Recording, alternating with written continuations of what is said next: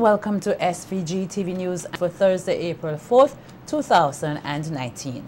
I am Jennifer Richardson with the details. The petitioners, with the full backing of the opposition New Democratic Party, will be appealing the ruling of the two election petitions handed down on March 21st in the High Court by Justice Stanley John. This was announced today at a news conference by opposition leader Dr. Godwin Friday, who said that the matter remains unresolved as they do not accept the judge's ruling, which he said is fundamentally flawed. Dr. Friday said, based on the advice of the petitioners' legal team, who believe there are strong grounds to appeal, they have agreed to take the case all the way to the appeals court, and that they are now in the process of preparing the relevant documents. The route of appeal has been used successfully by the petitioners before, and we will return to that arena again in our continuing and legitimate search for a just result in this matter. I am hopeful that the Court of Appeal will review the evidence and the jurisprudence and come to a different decision from that of the trial judge. We have good reason to hope that this will happen. Our lawyers have advised us that the judgment is deeply flawed and that it presents many good grounds for appeal. While not stating the specific grounds they will be using for the appeal, Dr. Friday alluded to the legality of ballots used in the December 2015 general elections, which he said was a breach of the electoral laws. The opposition leader is hopeful the appeals court will rule in the petitioner's favor before the next general elections are held. The short answer is this: we must know. The people must know definitively that what happened in the 2015 general elections was wrong and will not be allowed to stand. This will give greater confidence to all that such conduct will not happen in future elections in St. Vincent and the Grenadines. Addressing the concern of some persons who feel that the party should concentrate on the upcoming general elections due next year, Dr. Friday said it is the people's democratic right to see justice prevail. Unfortunately, the history of this matter has been marked by repeated delays, instigated by the respondents. We hope that the progress of the appeal will not be deliberately slowed by the respondents, and that the matter will be completed as quickly as possible. I wish I could say to you here today that I am confident that that will happen, but sadly I cannot. I have learned from experience over the past 3 years involved in this matter that the respondents will delay as much as possible. But make no mistake, we will persevere and push to ensure that this matter comes to a hearing before the Court of Appeal. It was noted at today's news conference that one of the respondents' lawyers wrote to the Registrar of the High Court twice on the day after the ruling was handed down, March 21st, and again on March 27th, asking that Justice Stanley John give supplementary reasons for his decision as to why he seemingly rejected the evidence of one of the witnesses for North Windward in the case. Dr. Friday said that the letters clearly show that respondents have a concern similar to that of the petitioners. Respondents' lawyers in the North Windward constituency case are very concerned about the judgment, in which they say they won. They were very anxious and could not wait even for 1 week for the court to reply to their first letter. They had to write again. It would seem that they were anxious to have the judge write additional reasons for his decision to fix the problems with the judgment that they had identified before an appeal was filed by the petitioners. What are they afraid of? Dr. Friday told members of the media at today's news conference that the court responded on April 1st, stating that Justice Stanley John could not respond because he no longer functions in the capacity of a judge in the High Court, with his tenure ended on March 21st, the day he handed down his ruling on the election petitions. Supporters of the ruling Unity Labour Party turned out in their numbers today to celebrate the party's 18 years in government with a march and rally in capital Kingstown. The march started from the party's head office on Morris Road, led by party leader Prime Minister Dr. Ralph Gonsalves. Upon his arrival at the head office, the leader was greeted to cheers and praise from supporters. SVG-TV News caught up with PM Gonsalves, who said he was pleased with the turnout, while supporters said they are pleased to celebrate the party's 18 years in government.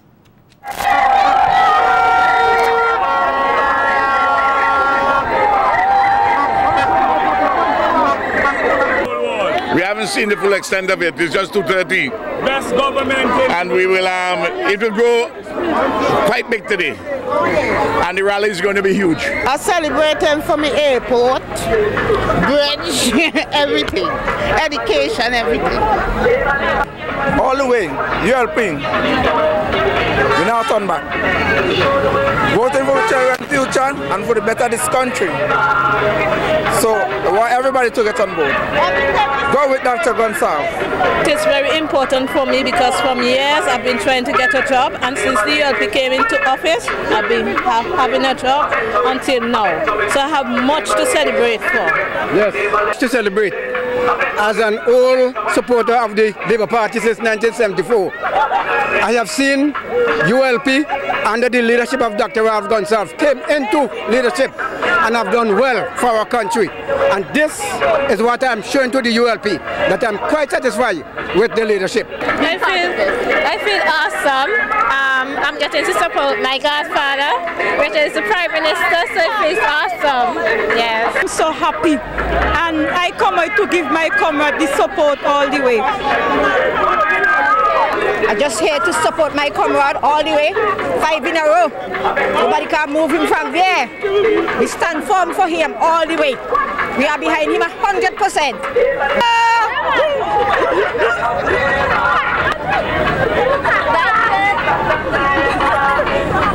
Ralph all the way, Ralph all the way. Not turn back. Not turn back. It's a Labour day, Labour time, Labour everything. Labour brought we here, Labour responds to we. We are Labour for our living, Labour right through. We're coming out for our week and our children's future, you know, because Ralph Gonsalves is this person to run this country. Yeah. Because I have my children coming up, and I'm glad for him because I know they're going to get scholarship and they're going to get much change, so he's the best person right now. Nobody else can run the country right now. The march ended at Heritage Square, where the rally is currently taking place. We will bring you more on the rally in tomorrow's newscast. Leader of the opposition New Democratic Party, Dr. Godwin Friday, at today's news conference, called out the Unity Labour Party for its advertisement on its march and rally, which he said was crafted in a way to cause further division among the Vincentian people. Politics in our country must not be used to divide our people to the point where we feel that it's okay to hurt up their head, for it carries a lot more meaning than that. It means it is okay to hurt your neighbor, to prevent him from making a living, to deny his children opportunity to get ahead, to do things to people, so that it makes them, as they have said in other areas at other times, suffer and die. We cannot build a brighter future for ourselves in this country if we continue in that way. The ULP clearly have decided that is how they intend to win, and it is how they have governed. Dr. Friday said the ULP's march and rally is not a celebratory one, but rather a protest against themselves. The ULP seems to be taking a page from our book in the sense that their lawyers said that they were not satisfied with the judgment of the court. They took the extraordinary step in writing to the court to seek to correct the judgment. And so, as it stands, I don't see what the ULP could be celebrating today in Kingstown. They must be protesting against themselves. Prime Minister Dr. Ralph Gonsalves dismissed the NDP leader's statements as frivolous. The NDP has been a minority party since 1998, and it remains so. The new hotel to be constructed at Diamond will be named the Holiday Inn Express and Suites. This was announced by Minister of Finance Camilla Gonsalves at the signing of a loan agreement for the Mount Win Peters Hope Hotel Development Project. Minister Gonsalves said the Diamond Hotel project will add another 100 rooms accommodation for the hospitality sector, which is much needed at this time. The brand of the hotel at Diamond will be a Holiday Inn Express, a Holiday Inn Express and Suites, and that design is also complete, and the hotel at Diamond, I can say, will look like this. And so that is 93 rooms, it's about 4 stories high, and we'll have a small conference area, a pool, and some suites throughout the building. And those of you who have stayed in a Holiday Inn Express and Suites before. Gonsalves noted that the designs for the Diamond Hotel project are not complicated. Hence, construction work should start before the Mount Win Peters Hope Hotel project.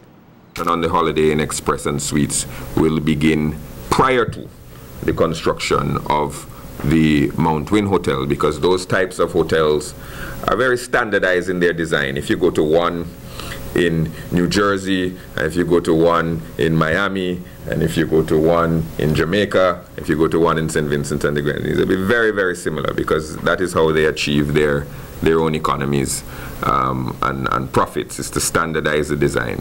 So there will be some small variations in the Vincentian model. Our pool will be a little bigger. We'll have some changes to our suite design, but largely it will look a lot like the other hotels. Information technology has a wealth of potential which can greatly benefit the nation's youth, and teachers are learning how they can harness the power of ICT to unlock the potential of the youth. This through a 2-day OECS Notes Master Electronic Performance Development Workshop for teachers, which began today at the Girl Guides headquarters. The teachers are learning to use the Notes Master program as a learning tool.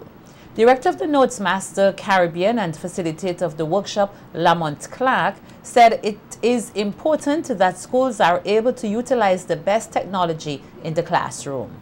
He said the Notes Master program equips teachers with the tools needed to foster the digital skills of the students. Session aimed at sensitizing you all on how to effectively use high-quality learning resources through developing them, accessing them, and remodeling them.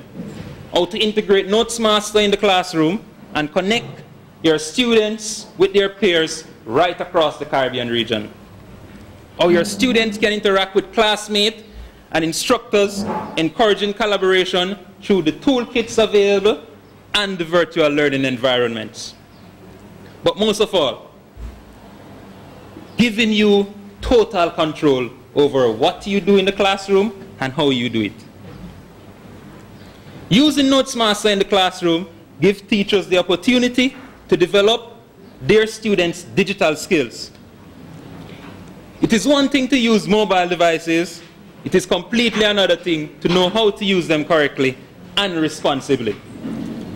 But most of all, empowering our educators to break away from traditional passive learning models where you now becomes the encourager, the advisor, and the coach.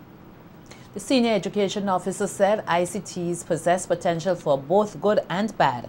She said the workshop will equip teachers with the skills needed to promote positive use of technology. In addition, we are hoping that there will be more productive use of technology. You will agree that for something that has benefited us so greatly, that is modern ICTs in today's world, it is one of the tools that's most abused in the world.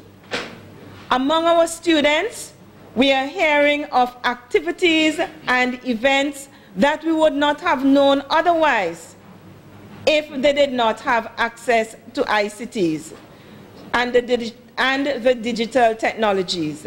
And so we are hoping that as teachers, you yourselves would use it more productively, and you will encourage our students to become more productive users of the technologies that they have access to. With this, I want to wish you a very productive session. Representative of the Curriculum Unit, Simonique Harry, encouraged teachers to use the workshop as a professional development tool. We must start with ourselves. We must start by educating those who are entrusted to us in technology as we implement in the teaching learning process. Therefore, over the next 2 days, you're going to be undertaking a professional development session where you're going to be gaining knowledge on different ways and integrating technology into your teaching learning process. You'll be exposed to collaborative tools and open education resources.